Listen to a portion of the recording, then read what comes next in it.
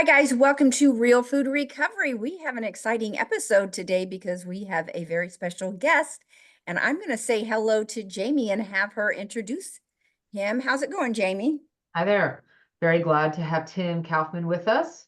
I am just so excited to talk to Tim. There's a lot of overlap between his story and my own, and also some of his very early diagnoses and some of the things that I've learned recently about my own health. And it's just fascinating to talk to him and to hear his story of not even recovery for sure, but triumph from illness to wellness.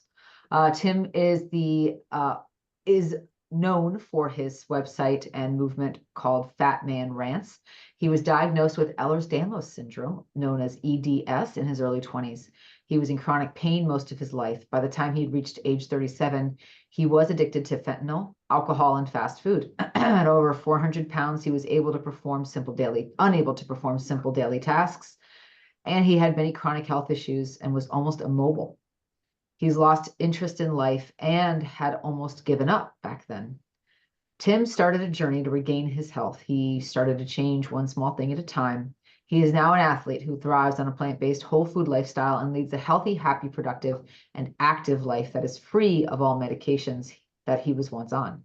His passion is to spread the message that anyone can transform to a healthy, active lifestyle and dramatically change their life regardless of their current situation or size. So it's super exciting too that Tim has also released a book called Escape: Breaking Free from a Self-Made Prison. And again, it's more than just a memoir. Even though the memoir part is important, it's really a testament to his journey, and also a roadmap for others that are seeking their own transformations. And it's a very compelling story, and it really just pulls you in as you join him on his movement, right, up from illness to wellness. So we are really, really grateful to have you here today, Tim. And I will turn it over to you. I know you've prepared some slides. Yeah, thank you for having me, Jamie and Paige. And with that intro, I really don't have to do much, huh? That's pretty much The that's end. pretty much my whole story in a nutshell. But so if it's easier, and maybe it'll add some visual stuff. Yeah, I'll just start off with Whatever you want. a The floor is slideshow yours. here, and hopefully we can get this up and There it is.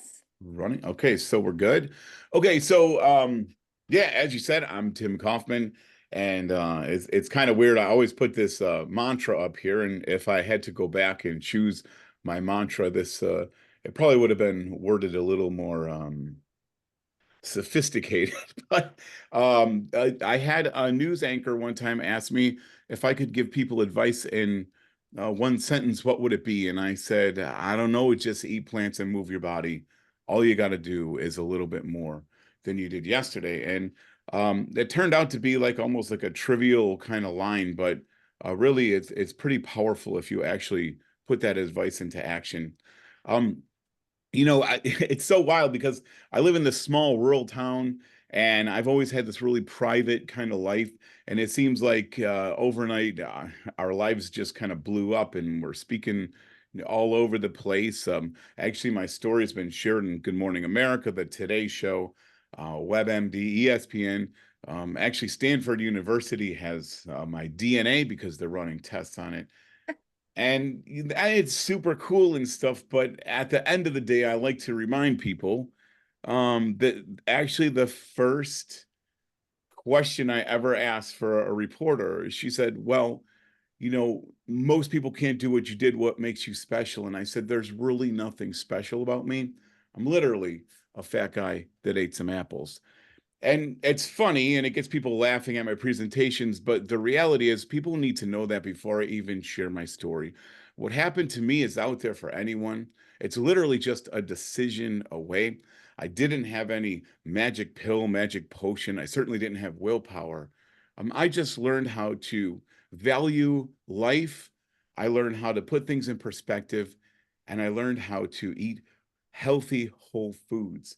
And the beauty of it is, regardless of what my before and after pictures look like, that it's just a choice. And I think that's a really good place to start. So I'm going to take you all the way back to when I was young and in high school, as many, many years ago.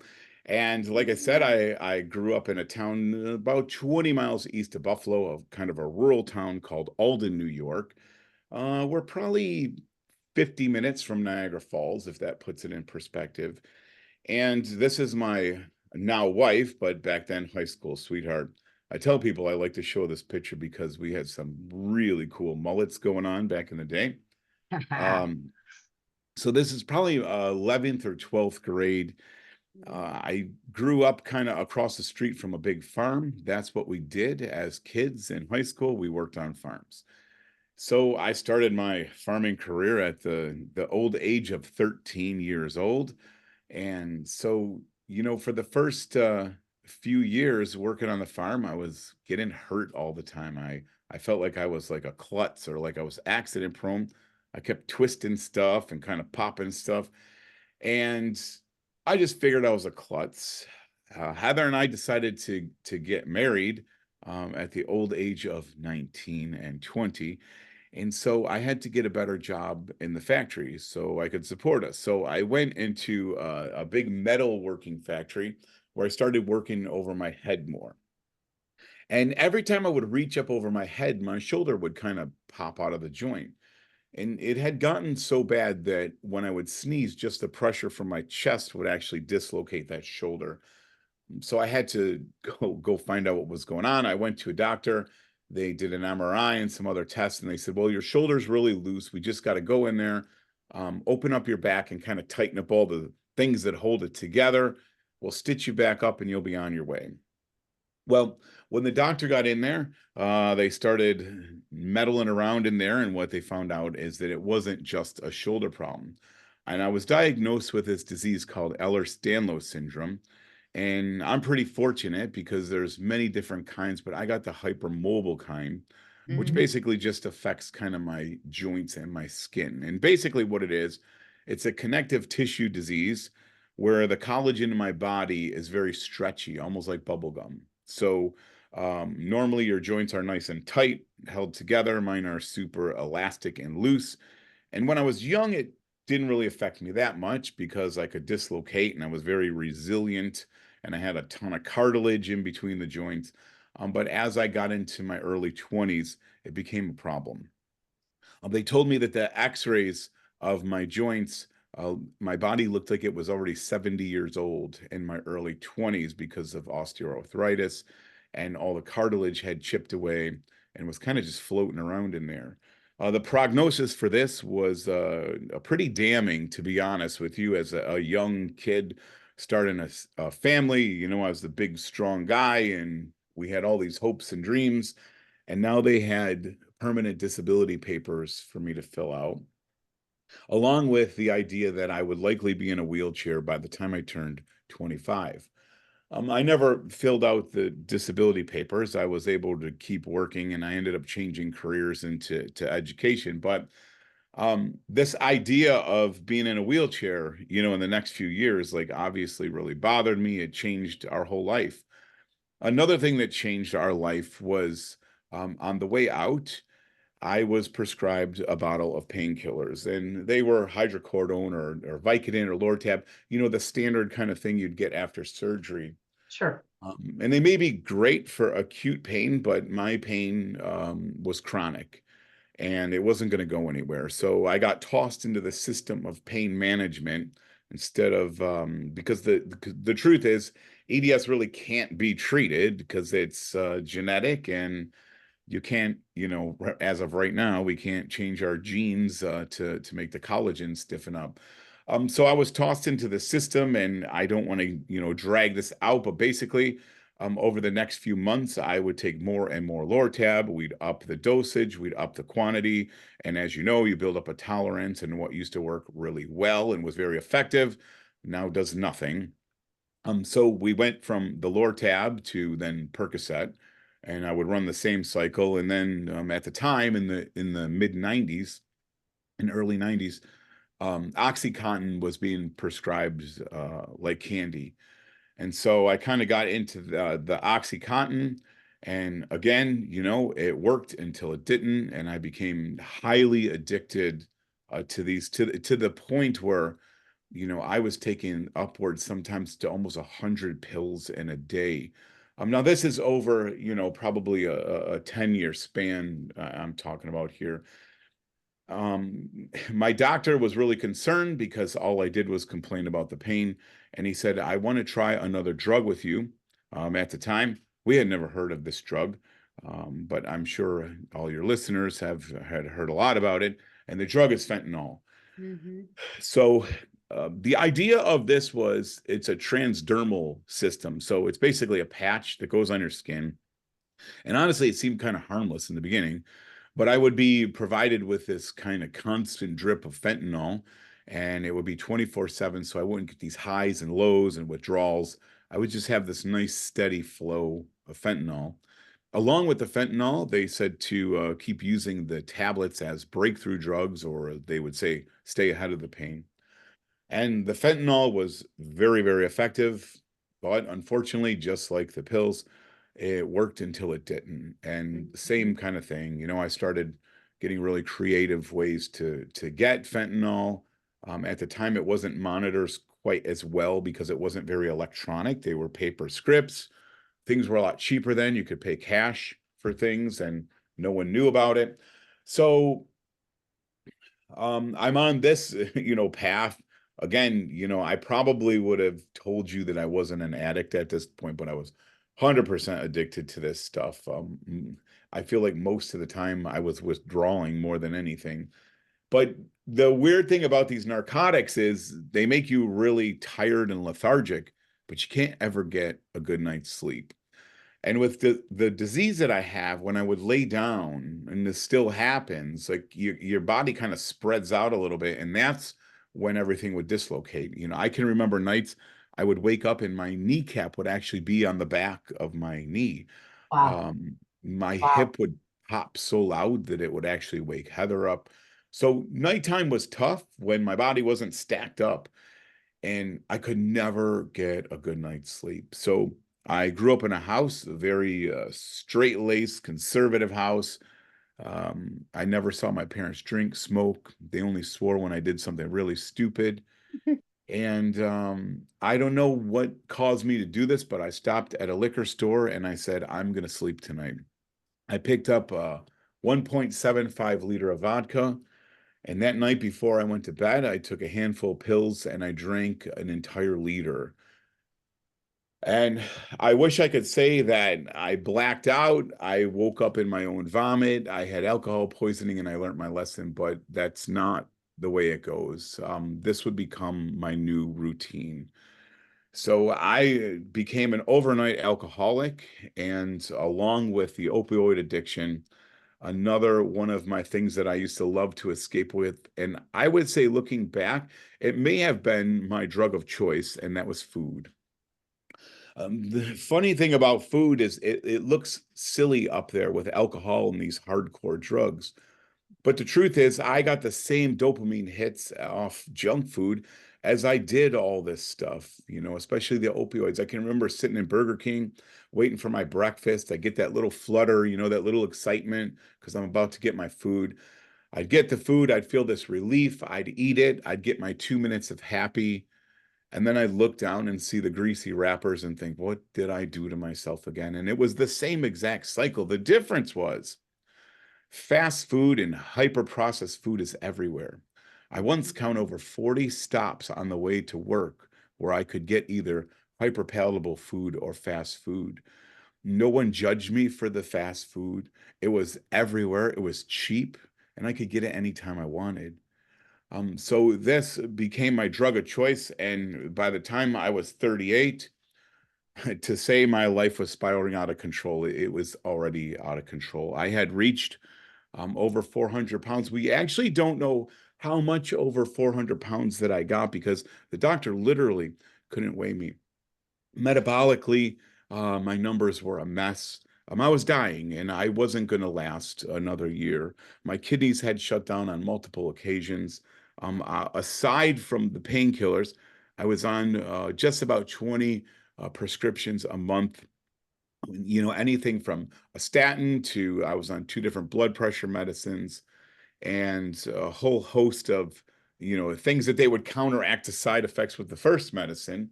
A Mhm. lot of anti-inflammatories, really heavy duty anti-inflammatories. which And are life sucked. which can totally wreak havoc, right, on the liver and everything else, right? If you have to take those on a regular basis, so that it's like it helps sort of for the symptom, but it could make everything long term more complicated.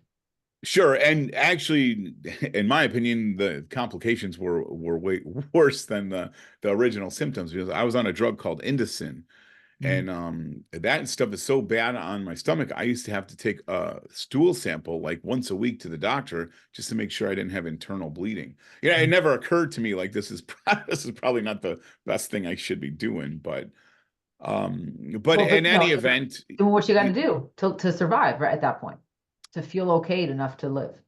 yeah. Well, yeah, yeah, I did what they told me to do, because I probably should have mentioned that before that, but when they sent me home with this diagnosis of EDS, they literally told me, go home and do as little as you possibly can. Make sure your arms are always supported, make sure you're, never in a stretched out position, and you only have so much time left on those knee joints. Like, don't use it, like save it. I don't know what they were having me save it for, but so I did what they told me to do, right? But in any event, I can sit here and it's kind of easy to understand physically what it's like to be 400 pounds, because just put the balance of my weight onto your back and go pick up keys or go climb a flight of stairs. But the reality is, you can see in my eyes, I had a lot more going on than physical weight. Emotionally, it was awful. It was awful. Yeah, I can remember my daughter was a little toddler, and we lived at the time on a very busy street. And I can remember letting her out of the car. She jumped out of her car seat, hit the ground, took off running towards a 5-lane highway. And there was literally nothing I could do.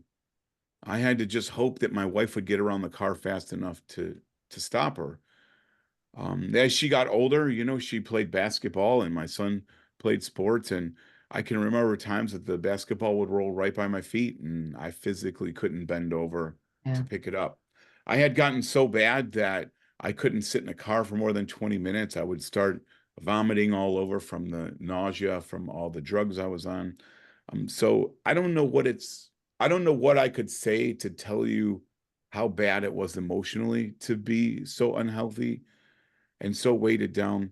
But I guess the best way I can describe it, I don't think that I was suicidal, but I think there were many nights I went to bed not knowing if I would wake up in the morning, and I don't know that I really cared one way or another. How I could can you? remember laying on my bed, and I would this is back in the cordless phone days. I would put Mhm. the cordless phone on my chest, and my heart beat so hard that it would get air. Every beat, it would actually jump off my chest, and I could see a space underneath it. Um, but in any event, I got to kind of get moving here. So I wish I had this Hollywood aha moment where a switch went on and I could tell you I saw the light and everything was fixed, but that's not what happened. And many people know me as this the plant-based guy, and the truth is, my change had nothing to do with food in the beginning. The first kind of domino that tipped over for me was the domino of gratitude. And that domino came with a pretty hefty price. Heather's mom, which was like a second mom to me, had not been feeling well. She had like a cough, kind of flu kind of thing. We convinced her to go to the doctor, and they ran some tests. And what they found out is she had leukemia. So, in an instant, our life kind of flipped from who's going to get the kids from practice to who's staying with Ma B tonight. And it was awful, but I remember, being at our cancer hospital, which I had never been in. You see things that you don't normally see in everyday life. And, you see the little kids in the leukemia wing, they have little bald heads and the masks on. And, I felt bad for the kids, but I can remember sitting there thinking about their parents. Like, I can't imagine what it's like for a parent to go through childhood leukemia. And I remember a day I walked up to Ma B's bed and she was waiting for a transfusion. She was wiped out. Her immune system was shot. She opened her eyes really slowly and she said, "How's your knee?" Hmm. And it shows you what kind of person she was, but it just hit me so hard because I realized, that I had spent my entire life complaining about all the things that I didn't have, complaining about all the things that were wrong with me, everything I needed, everything I wanted, that I never took the time to actually be thankful for the things that I had. And that day I would walk out of the hospital and yep, my knee hurt, but there was someone in that hospital that just had their leg amputated. And Mm. I hurt when I walked, but I got to walk out of those doors, and many of the people that were in that hospital would never come home. And so, again, with a high price that came, I learned to kind of shift my perspective to gratitude. While we're dealing with that, my father had what we thought was pneumonia. He went in for some chest X-rays, and what they found out is my dad had stage 4 kidney cancer that had metastasized to his whole body. My dad was my best friend in the entire world.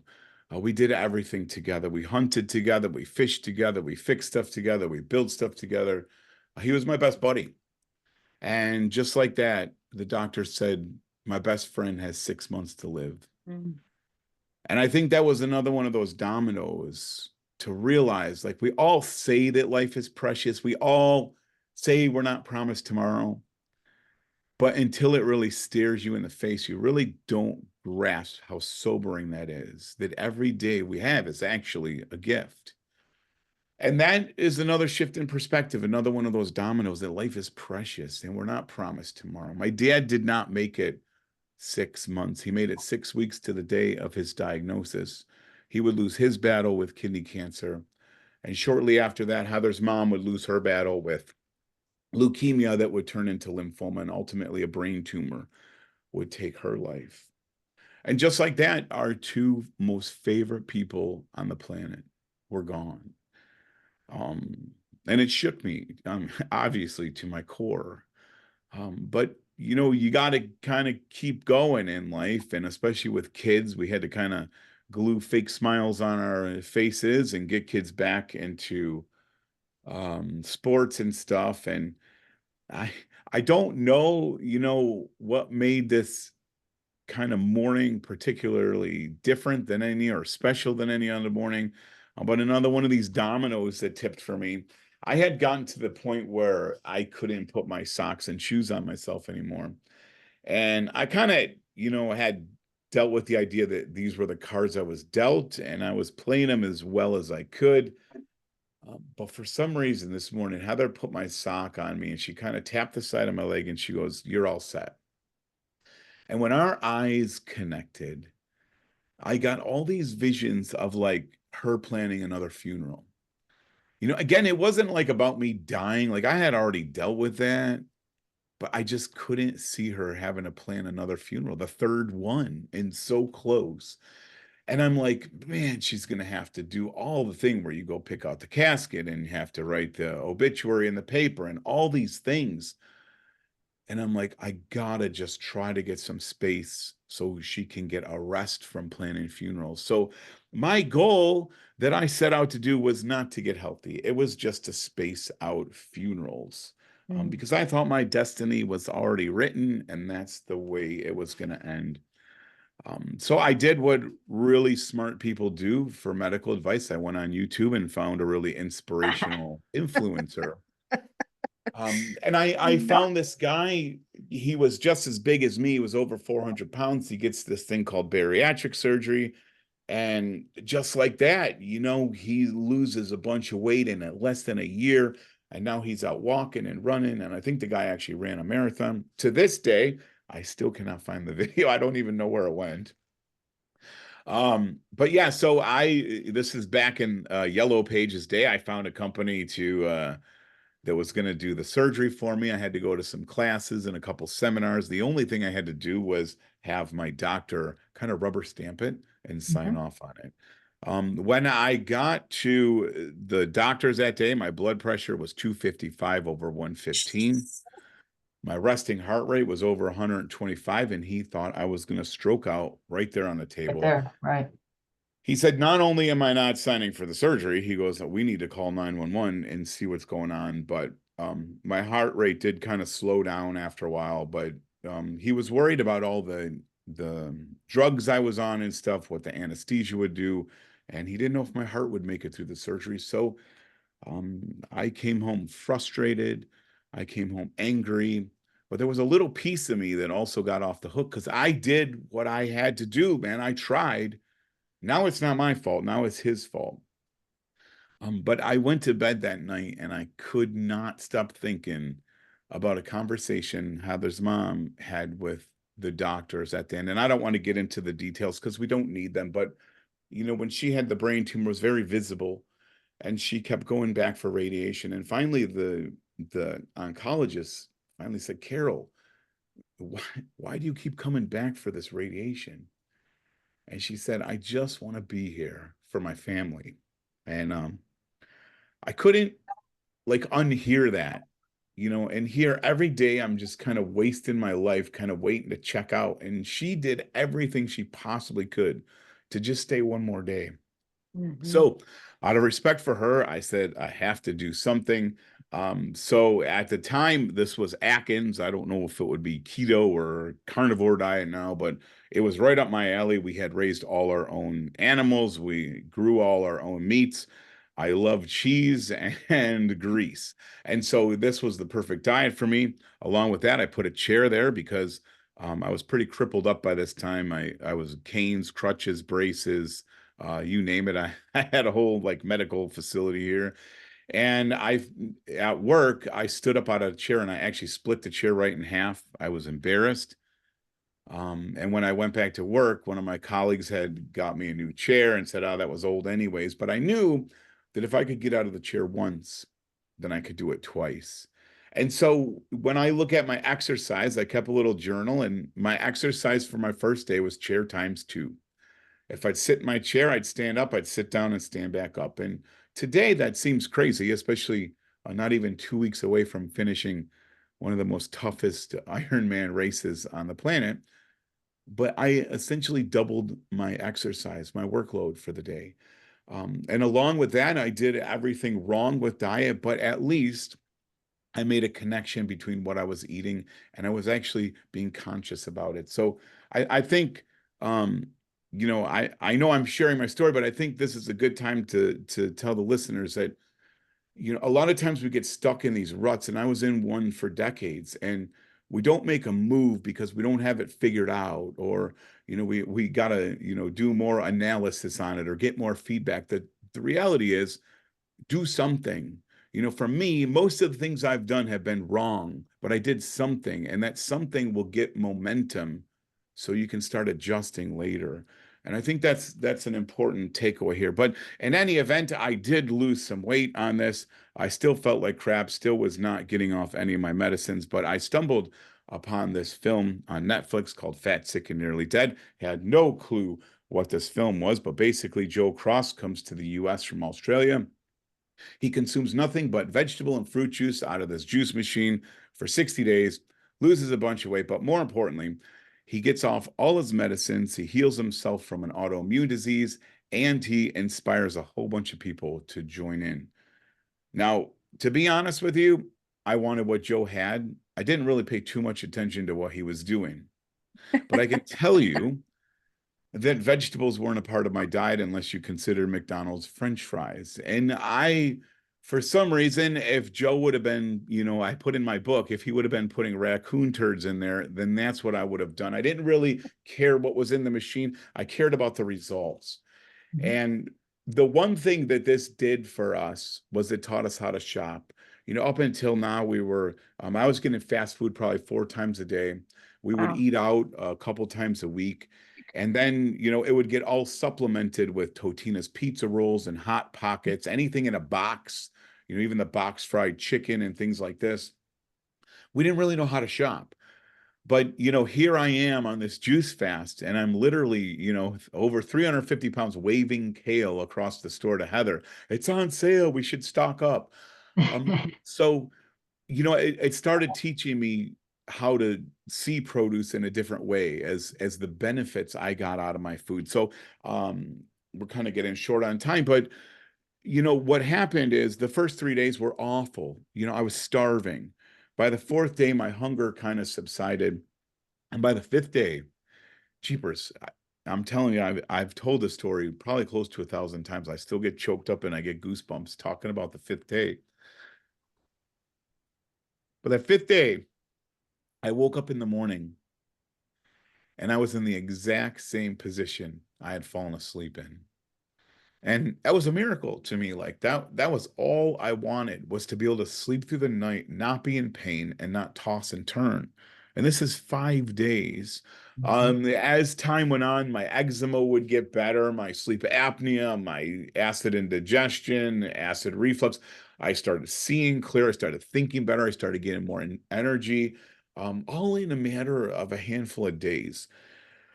Obviously, I was losing weight, but at this point, this was the least of my worries because I was feeling so good. I was actually forgetting to take my medicine. Along Mhm. with the juicing, I caught myself doing things like having a giant lip full of Copenhagen snuff as I'm sipping kale and cucumber juice. And I'm like, you know what? This probably isn't what I should be doing.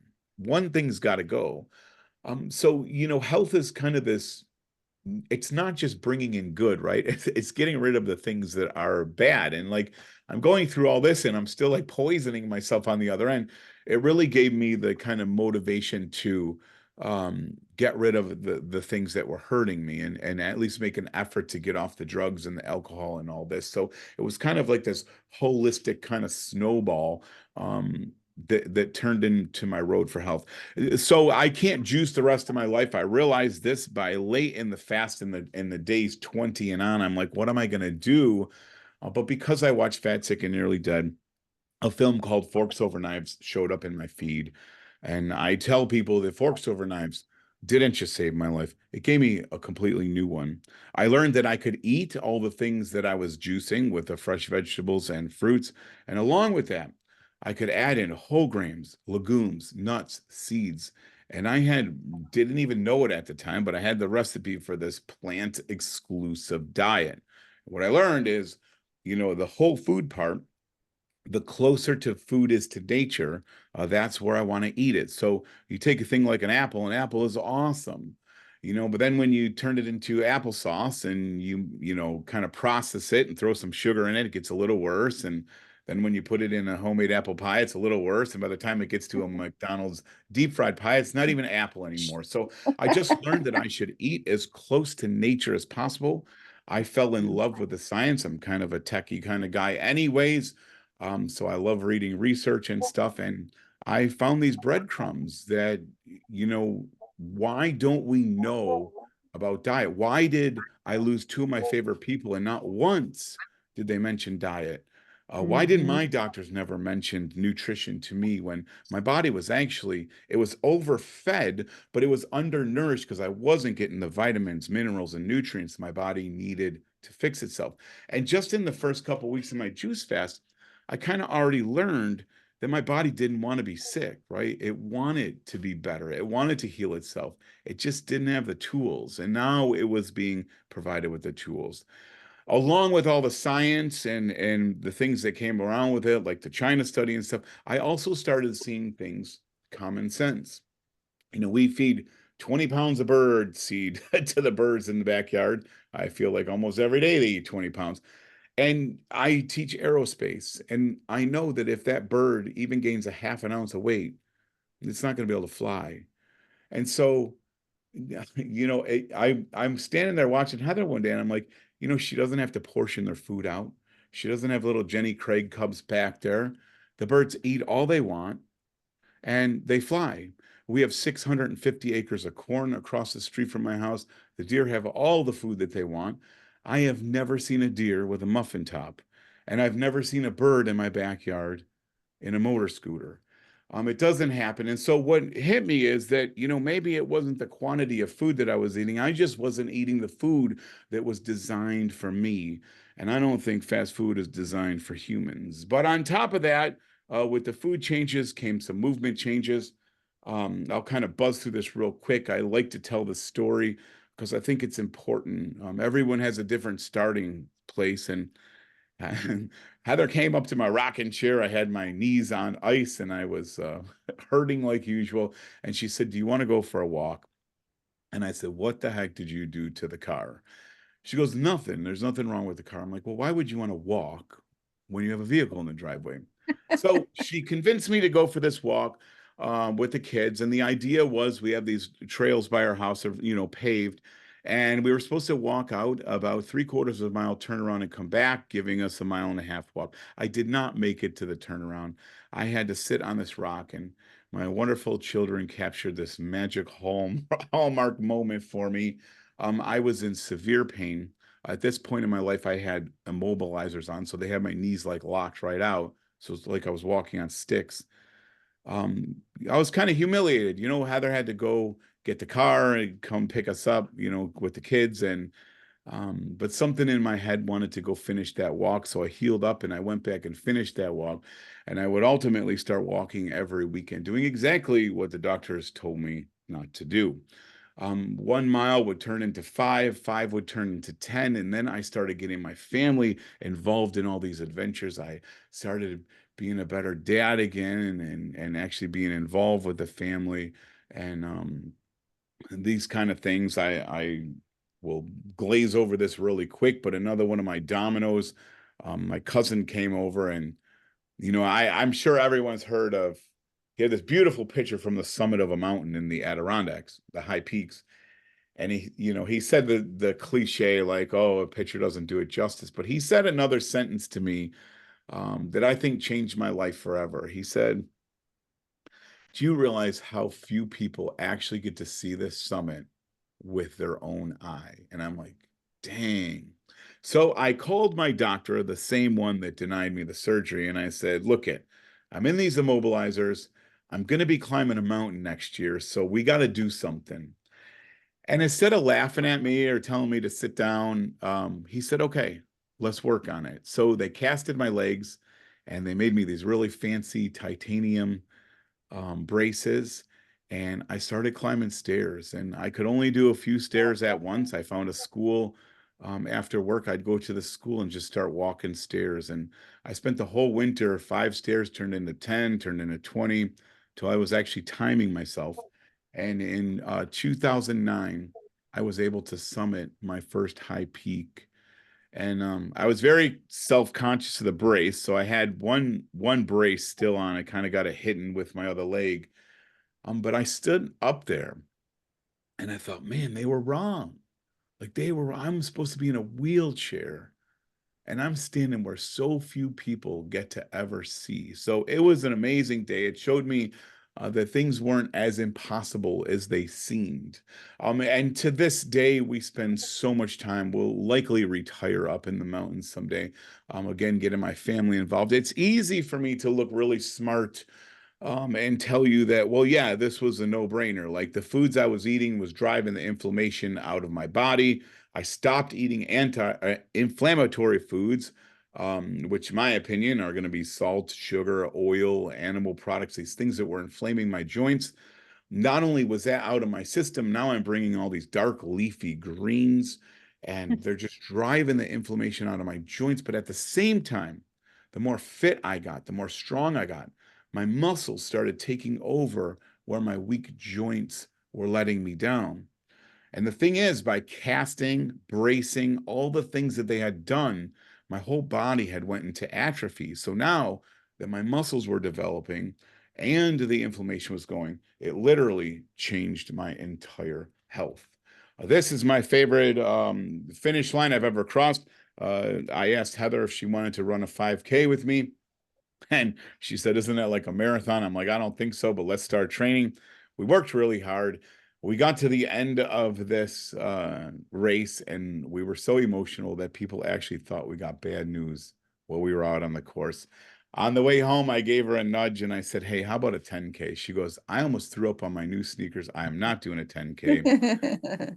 But about 2 months later, we were able to run our first 10K together. And on the way home, I gave her another nudge, and I'm like, "How about a half marathon?" And she said, "You're crazy.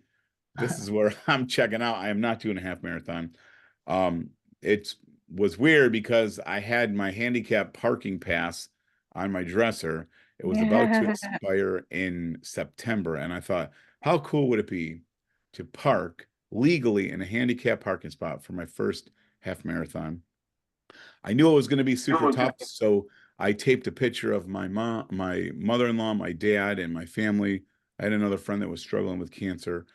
I taped them on that pass. I put a hole in it, and I wore it around my waist for my first half marathon. From there, I would get into marathons. This is kind of where my story broke when I did my first marathon here in Buffalo. I got into bike riding. I found these people who do these crazy 100-mile races. And then I learned how to swim and I got into triathlon. This was a really special race. This is actually Ironman 70.3 Lake Placid. And my coach told me, look, things are going to get tough. It's going to be a long day. And he said, I want you to focus on the finish line. And I did. I did focus on the finish line. But my finish line wasn't everyone else's finish lines. Because, see, about 20 feet on the other side of the finish line, Heather was waiting for me.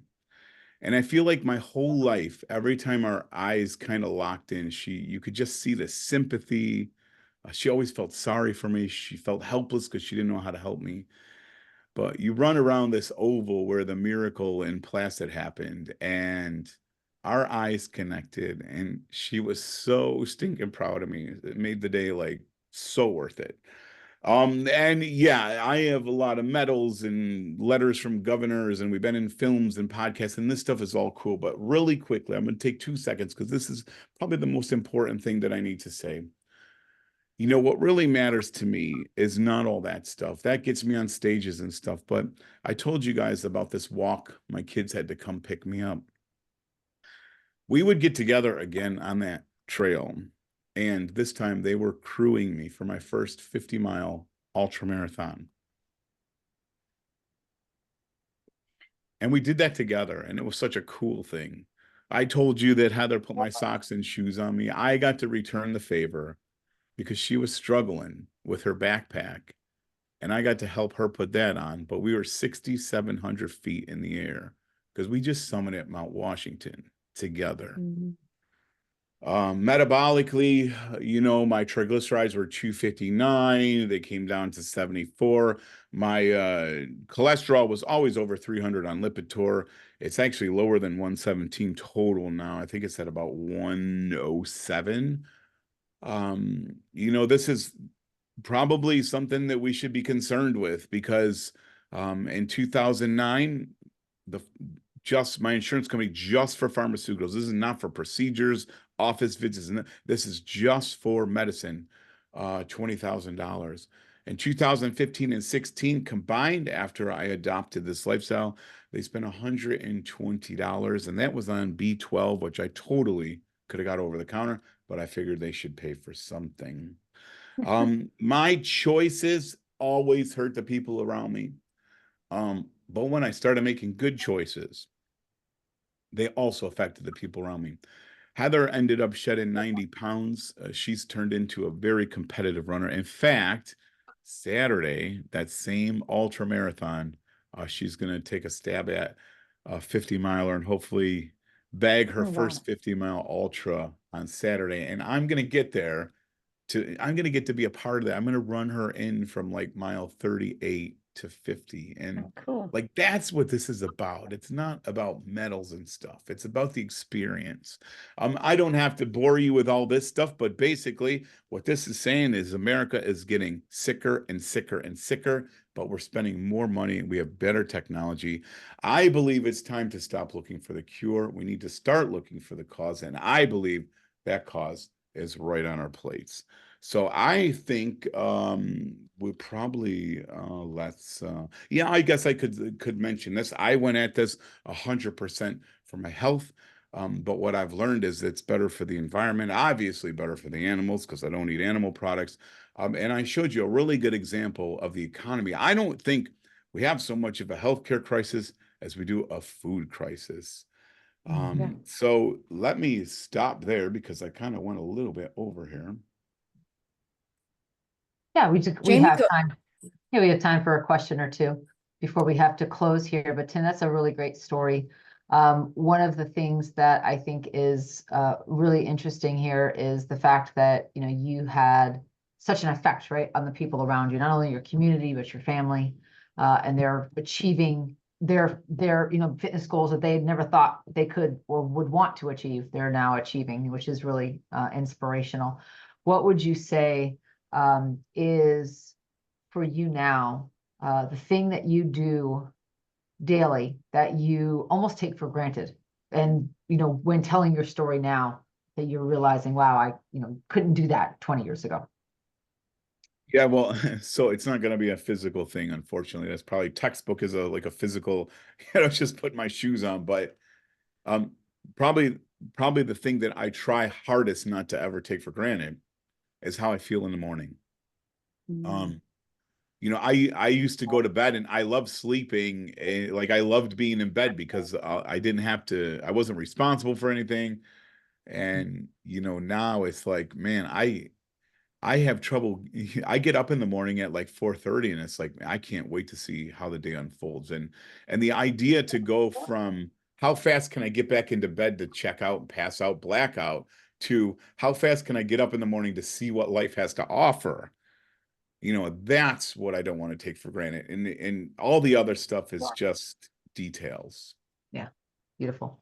I noticed your tattoo. What is your tattoo? Is there a story behind the image on your Oh, hand? I'm covered in tattoos, but so the chain, the broken chain, yeah. That's a recovery kind of thing. Yeah. Beautiful. Beautiful. Love it. Last question, you mentioned recovery. Has there been any formal recovery program work in addition to your healing journey? No, but there should have been.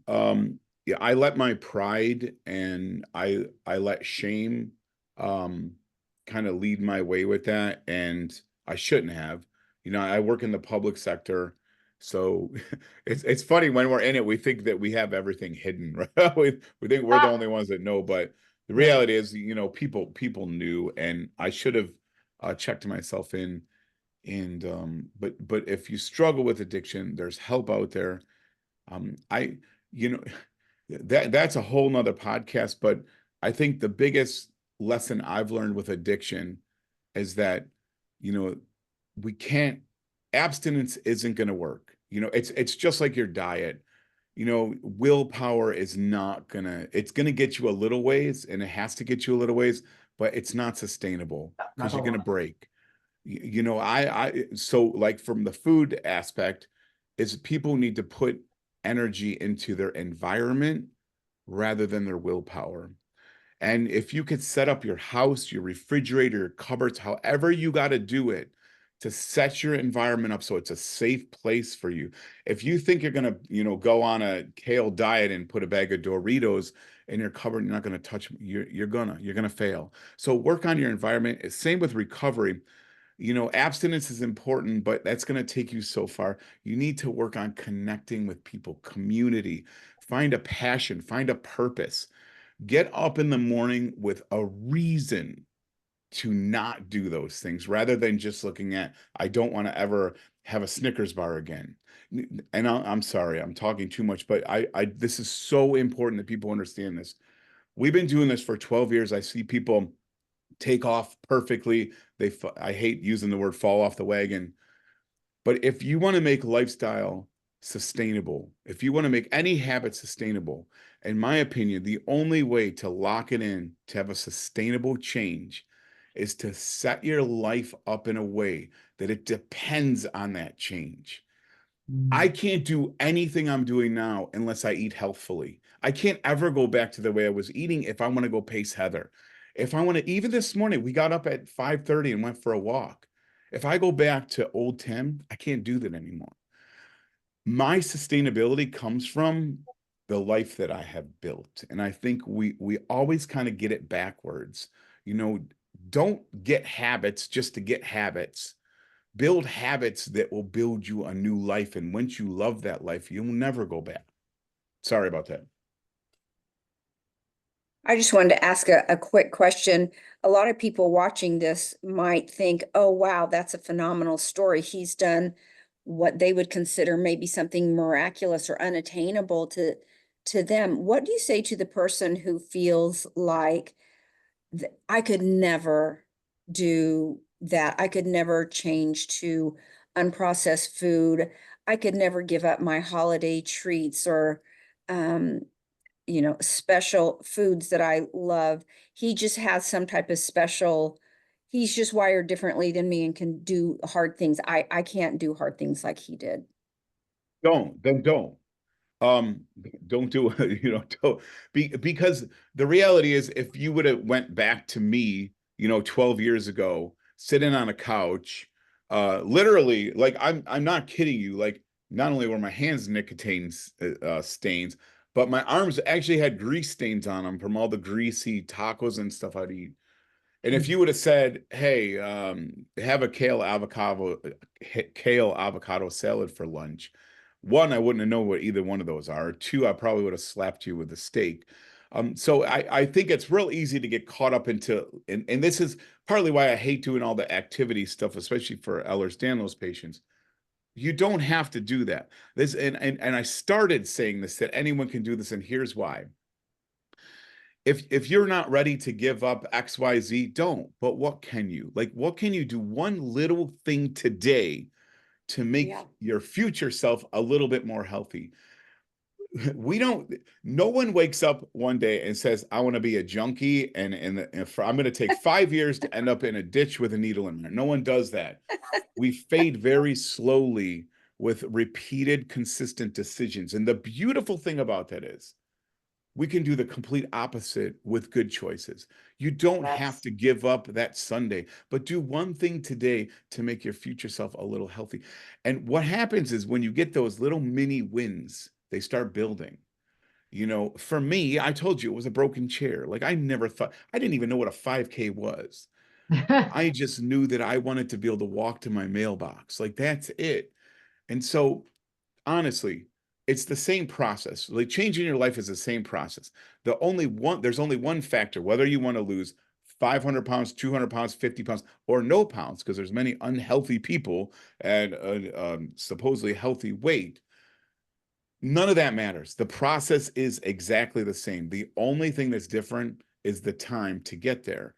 But once you're locked into the process, you just got to let your body catch up to where it needs to be.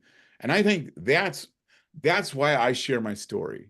Most of the time we lose money when we go do presentations. So I do it because I know it's out there for anyone. And if I didn't believe that 100%, I would shut the door on this life and go enjoy my wonderful life that I have built. So